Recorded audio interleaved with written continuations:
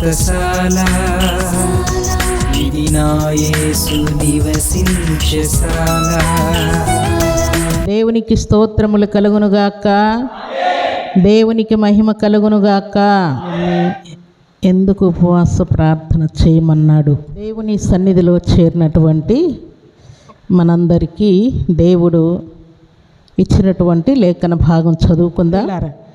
ప్రభు సన్నిధిలో చేరిన ప్రభు బిడ్డలమైన మనం సోమరులుగా ఉంటే ప్రార్థించే టైంలో ప్రార్థించాలి, ఉపవాసం ఉండే టైంలో ఉపవాసం ఉండాలి, పని చేసే టైంలో పని చేయాలి, పాడేటప్పుడు పాడాలి, స్తుతించేటప్పుడు స్తుతించాలి, ప్రార్థించేటప్పుడు ప్రార్థించాలి.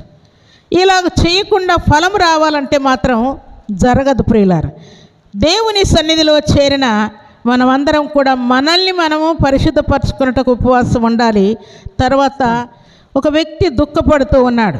చూడండి, ఎస్తేరు గ్రంథం 5వ అధ్యాయం 10వ వచనంలో, అయితే హామాను కోపము అణచుకొని తన ఇంటికి పోయి తన స్నేహితులను తన భార్య అయిన జెరెషును పిలిపించి తనకు కలిగిన గొప్ప ఐశ్వర్యమును గూర్చియు చాలామంది పిల్లలు తన కుండుటను గూర్చియు రాజు తన్ను ఘనపరచి రాజు క్రింద నుండి అధిపతుల మీదను సేవకుల మీదను తన్ను ఎలాగూ పెద్దగా చేసెనో దానిని గూర్చియు వారితో మాటలాడాను. ఏం చేస్తున్నాయంట? రాజు ఎట్లా గణపరిచింది ఇవన్నీ చెప్పుకుంటున్నాడు. కానీ ఇక్కడ 9వ వచనం మనం చదువుకుంటే, ఆ దినమందు హామాను సంతోషించి మనోల్లాసము గలవాడై బయలువెళ్ళి రాజగుమ్మమున నుండి మొర్దెకై తన్ను చూచియు అతడు లేచి నిలువకయు కదలకయు ఉన్నందుకై మొర్దెకై మీద బహుగా కోపించెను. ఏం చేశాడు ఇక్కడ మొర్దెకై? చెప్పండి. మొర్దెకై ఏం చేయలేదంట? హామానును చూసి నమస్కారం చేయలేదంట. దానికోసం విపరీతముగా కోపం పెట్టుకొని భరించలేక ఆయన కోపాన్ని అణుచుకొని ఇంటికి వెళ్ళి రాజు నన్ను ఎంత గణపరిచాడు అనుకుంటున్నా, నేను ఎంత గొప్పని అనుకుంటున్నారని అన్నీ చెప్తూ ఉన్నా అంట. అయితే ఇక్కడ జరిగినటువంటి కార్యం ఏంటంటే, అనవసరంగా మొర్దెకై మీద పగ పెట్టుకున్నాడు ఈయన. ఎవరు? హామాను. పగ పెట్టుకొని ఏమి చేసి మొర్దెకైని చంపేసేయాలనే వరకు వచ్చేసాడు. యూదులందరినీ కూడా చంపేసేయాలి. అసలు వీళ్ళది ఏంటి, నాకు తలకాయ నొప్పి, రాజు దగ్గర నాకు ఘనత లేకుండా పోతా ఉన్నదని మొర్దెకైని చంపడానికి ప్లాన్ చేసి ఉర్రికొయ్యను సిద్ధం చేశాడు. ఇవన్నీ జరిగిన తర్వాత ఆయన భార్య అయినటువంటి జెరెష్ అంటా ఉందంట, చూడయ్యా మంచిదే, మొర్దెకై కంటే నువ్వు గొప్పవాడు కావచ్చు, ఒకవేళ మొర్దెకై యూదుడైతే మాత్రం ఆయన మీద నీకు విజయం దొరకనే ఆమె చెప్పింది భార్య. నిజంగానే మనం పై వచనాలు చదువుకుంటే హామాను మొర్దెకై కోసం చేసినటువంటి ఉరికొయ్య ఎవరికి సిద్ధపరచబడింది? హామానికే సిద్ధపరచబడింది. హామాను యొక్క కోపము, హామాను యొక్క దుఃఖము, అనవసరమైనటువంటి పగ అంతా కూడా మొర్దెకై మీదకి రాకుండా హామాను మీదకే వచ్చేటట్టుగా దేవుడు రివర్స్ చేశాడు. చేసి హామానును వారి ఇంటి వారిని అందరిని కూడా హతమార్చేటట్టుగా దేవుడు గొప్ప కృపను మొర్దెకై పక్షముగా దేవుడు చేసి చూపించాడు. మనం దుఃఖపడాలి, కానీ మంచి విషయాలకు దుఃఖపడి దేవుని సన్నిధిలో వేడుకోవాలని దేవుడు ఆజ్ఞాపిస్తూ ఉన్నాడు. 2వ రాజుల గ్రంథం 8వ అధ్యాయం 12వ వచనంలో, భక్తుడైనటువంటి ఎలీషా ప్రవక్త దగ్గరకు హజాయేల్ అనేటువంటి పనివాడు వస్తాడు. అయ్యా, నా రాజు చనిపోతాడా బ్రతుకుతాడా ప్రార్థన చేసి చెప్పమని నీ దగ్గర పంపించాడు అని అడుగుతూ ఉన్నాడు. అప్పుడు ఆయన ప్రార్థన చేసి రెప్పగొట్టకుండా ఆయన వైపు చూస్తూ ఉన్నాడు. చూస్తూ ఉంటే ఈ హజాయేలు ముఖం చిన్నపోయిందంట. దొంగొన్ని కదా పోలీసు చూసినట్టుగా చూస్తూ ఉన్నా అంట ఈ ఎలీషా ప్రవక్త హజాయేలు వైపు. అట్లే రెప్పగొట్టకుండా చూస్తూ ఉన్నాంట. చూస్తే ఈయన భయపడి దేవుడు ఏం చూపించాడో అని హజాయేలు భయపడి ఏం చేశాయంట, వెంటనే తల దించుకున్నాడు. కొద్దిసేపు ఉన్న తర్వాత ఎలీషా ప్రవక్త ఏడుస్తూ ఉన్నాడు, కళ్ళమ్మ నీళ్ళు పెడుతూ ఉన్నాడు. ఏమయ్యా నన్ను చూసి ఏడుస్తూ ఉన్నావు అని అంటే, నువ్వు చేయబోతున్నటువంటి కీడంతా కూడా దేవుడు నాకు చూపిస్తూ ఉన్నాడు, దాన్ని చూసి నాకు దుఃఖం వస్తూ ఉంది అని చెప్పాడంట. చెయ్యబోయే కీడును దేవుడు చూపించినందుకు ఎలీషా ప్రవక్త అక్కడ ఏడుస్తూ ఉన్నాడు. ఇప్పుడు లోకంలో మనం జీవిస్తున్నాం. మన ఇంట్లోనే భర్త కానీ, భార్య కానీ, తల్లి కానీ, తండ్రి కానీ, అన్నదమ్ములు, అక్కచెల్లెళ్ళు, ఇంకెవరైనా సరే, వారిని బట్టి మనకు దుఃఖం కలుగుతుందా కలగదా చెప్పండి? కలుగుతూ ఉంటాయి కదా. ఈ దుఃఖాలు ఎన్ని కలుగుతున్నా వాటితో పాటు మన వ్యక్తిగత జీవితం, ఆరోగ్య విషయం, ఇంకా మనకున్నటువంటి ప్రాబ్లమ్స్ ఏవైనా తీసుకోండి, వాటన్నిటిని బట్టి మనకు దుఃఖం కలుగుతూనే ఉంటుంది కదా. అయితే ఎలీషా ప్రవక్త చెయ్యబోయే కీడును బట్టి ఏడుస్తూ ఉంటే మన కళ్ళెదుటనే ఎన్నో దుర్మార్గాలు, ఎన్నో అన్యాయాలు, ఎన్నో అక్రమాలు జరుగుతూ ఉన్నాయి. ఇప్పుడు మనం ఏడవాలా వద్దా దేవుని సన్నిధిలో? ఈ ప్రాబ్లమ్స్ అన్నిటి కోసం మనం కూడా దుఃఖపడి దేవుని సన్నిధిలో ఏడవాలి కదా, దేవుణ్ణి అడుక్కోవాలి కదా.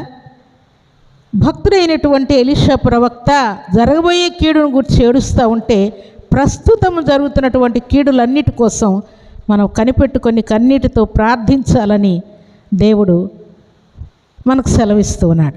అందుకే ఈ విషయాల కోసం ప్రార్థించే వారందరిని కూడా దేవుడు ఏమంటున్నాడు? వారు ధన్యులు, వారు ఓదార్చబడతారు అని దేవుడు సెలవిస్తున్నాడు. దేవుని సన్నిధిలో చేరిన మన జీవితాల్లో కలగబోయేటువంటి కీడుల గురించి, మన కళ్ళెదుట జరుగుతున్నటువంటి అన్యాయాలు, అక్రమాలు, దుర్మార్గాలు అన్నిటినీ చూసి మనం కూడా కన్నీటితో దేవుని సన్నిధిలో ఉపవాసం ఉండి వేడుకోవాలని దేవుడు జ్ఞాపకం చేస్తున్నాడు. యోహాను సువార్త 20వ అధ్యాయం 11, 13 వచనాలు చదువుకుందాం. అయితే మరియ సమాధి బయట నిలిచి ఏడ్చుచుండెను. ఆమె ఏడ్చుచు సమాధిలో వంగి చూడగా తెల్లని వస్త్రములు ధరించిన 2 దేవదూతలు యేసు దేహం ఉంచబడిన స్థలములో తలవైపున ఒకడును, కాళ్ళ వైపున ఒకడును కూర్చుండుట కనబడెను. 13వ వచనం. వారు, అమ్మా ఎందుకు ఏడ్చుచున్నావని ఆమెను అడుగగా, ఆమె నా ప్రభువును ఎవరో ఎత్తుకొని పోయిరి, ఆయనను ఎక్కడ ఉంచిరో నాకు తెలియలేదని చెప్పెను. ఈమె ఎందుకు ఏడుస్తా ఉన్నది? అన్నం లేదయ్యా, బట్టలు లేవయ్యా, డబ్బులు లేవయ్యా, అవి లేవయ్యా, ఇవి లేవయ్యా అని ఏడవట్లేదు ప్రియులారా. ఈమె దుఃఖం ఏంటంట? దేవుడు సమాధిలో లేడు, లేచాడంటే నాకు కనబడడం లేదు. దేవుడు కనబడనందుకు ఈమె ఏడుస్తూ ఉన్నది. ప్రభు సన్నిధిలో చేరిన మన జీవితాల్లో కూడా దేవుని యొక్క ప్రత్యక్షత కనబడకపోతే, దేవుని యొక్క స్వరము వినబడకపోతే, దేవునికి నీకు సరి అయినటువంటి సమాధానం లేకపోతే ఈమె వలె మనం కూడా కన్నీరు కార్చి ఏడవలసి ఉన్నది. దేవా, నీ స్వరాన్ని వినక నీకు నాకు సమాధానం కోల్పోయి చాలా కాలం అయిపోయిందయ్యా, నిన్ను చూడలేకపోతున్నాను, నీ మహిమను నేను కనుగొనలేకపోతూ ఉన్నాను అని ఆమె ఎలాగో ఏడుస్తూ ఉందో ప్రభు సన్నిధిలో చేరిన మనం కూడా దేవుని కోసం ఏడ్చేవారముగా ఉండాలని పరిశుద్ధాత్మ దేవుడు జ్ఞాపకం చేస్తున్నాడు. అంటూ ఇంకొక మాట ఏమంటుంది ఆమె చెప్పండి? నిజంగా ఆమెకి ఎంత ప్రేమ ఉందో, ఎంత ప్రేమ ఉంటే ఏముంటుంది చెప్పండి? భారం ఉండదు. ప్రేమ ఉంటే అలుపు ఉండదు, కష్టం అనిపించదు. ప్రేమ లేనప్పుడు అన్నీ కష్టమే, ఇష్టం లేనప్పుడు అన్నీ బాధలే. అయితే ఈమె మగ్దలీన మరియకు దేవుని పట్ల అంత ప్రేమ ఉంది కాబట్టి, ఎక్కడున్నాడో చూపించండి అయ్యా, నా ప్రభు నేను ఎత్తుకొని పోతానా అంటావు. మనం ఎలాగ ఎత్తుకోవాలి మరి? దేవుణ్ణి ఎత్తుకోవాల్సిన పరిస్థితులు వస్తే మనం ఎలాగ ఎత్తుకోవాలి అంటే, ఆమె యేసయ్యను సమాధిలో ఉన్నాడేమో ఎత్తుకొని పోదాం, నా ఇంట్లోనే పెట్టుకుందాం అనుకున్నట్టుంది ఆమె. అయితే దేవుని సన్నిధిలో చేరిన మనం ఎత్తుకోవాల్సిన పరిస్థితి ఏంటంటే, దేవుని యొక్క వాక్యాన్ని విని హృదయంలో భద్రం చేసుకొని ఈ వాక్యాన్ని మనం ఎత్తుకొని వెళ్ళాలి. ఎక్కడికి ఎత్తుకొని వెళ్ళాలి? మన హృదయంలో దాన్ని భద్రం చేసుకొని మోసుకొని మనం ఇంటికి వెళ్ళిపోవాలి. దేవుని యొక్క వాక్యాన్ని మనం ఎత్తుకొని వెళ్ళలేదనుకోండి, ఎవరు ఎత్తుకొని పోతారు చెప్పండి? సాతానుడు ఎత్తుకొని వెళ్ళిపోతాడు. నీ ముఖము చూడవలనని, నీ ప్రసన్నత చూడవలనని నీ మందిరావరణములలో నేను కనిపెట్టుకుని ఉన్నానయ్యా అని భక్తులు దేవుని దగ్గర గోజాడుతూ ఉంటారు ప్రియులారు. ఈ విషయమై కూడా మనం ఉపవాసం ఉండి దేవుని సన్నిధిలో, దేవా నీ ముఖదర్శనం కావాలయ్యా, నీతో నేను ముచ్చటించాలి, నీ సహవాసం కావాలి, నీతో సమాధానం కావాలి అని దేవుని సన్నిధిలో ఉపవాసం ఉండి మనం ప్రార్థించే వారముగా ఉండాలని పరిశుద్ధాత్మ దేవుడు కోరుకుంటూ ఉన్నాడు. పరిశుద్ధాత్మ శక్తితో, అభిషేకముతో మనమందరము నింపబడాలని పరిశుద్ధాత్మ దేవుడు కోరుకుంటూ ఉన్నాడు.